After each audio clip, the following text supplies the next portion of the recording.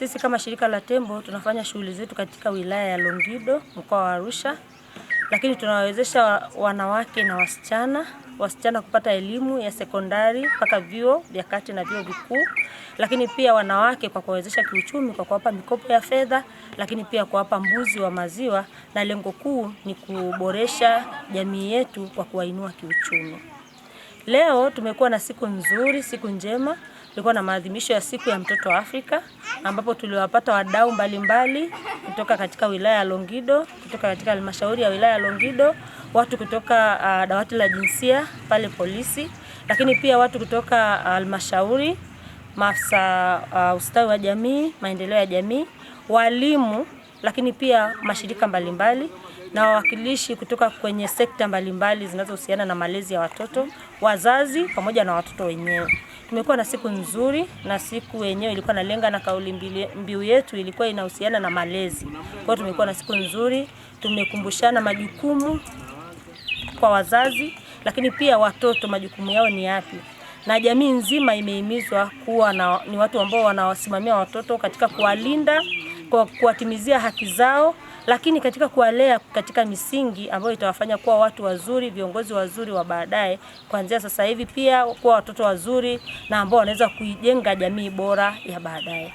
Kwenye siku hii ya kuadhimisha mtoto Afrika, tumejifunza mambo mengi na tumefundishwa na wataalamu kutoka halmashauri, hapo polisi na hata wachungaji pia. Kwa sisi tunahakikisha kuwa tutazifuata, maana tumejifunza hizo haki na madhara pia ya ndoa za utotoni, ukeketaji. Tumezijua na tunahakikisha kuwa tutazifuata.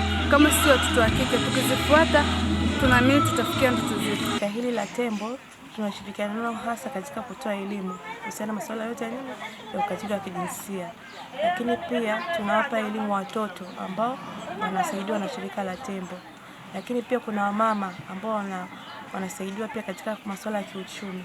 Pia na wenyewe pia tunawapa elimu ya kujikwamua kiuchumi, lakini pia na elimu ya kuhusu masuala ya ukatili wa kijinsia. Tumealikwa na tumekuja kama viongozi wa dini. Tumesema na wazazi, tumesema na watoto kuhusu mambo yanayohusu watoto kibiblia. Tumewafundisha wazazi kwamba Biblia inavyosema enyi wazazi msiwachokoze watoto wenu. Kwenye jamii, ipo jamii sasa hivi ambayo inawaharibu watoto, na sio wa kike tu, sasa hivi hadi wa kiume.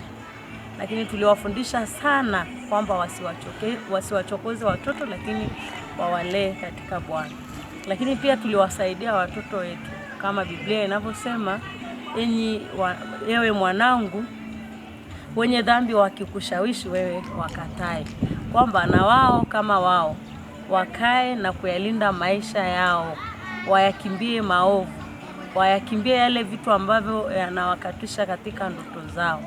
Na mwisho wa siku tulipata huduma nzuri ambayo kila mtu ameondoka na ujumbe mzuri katika kwenda kusaidia mtoto na kumsimamisha ili afikie ndoto zake.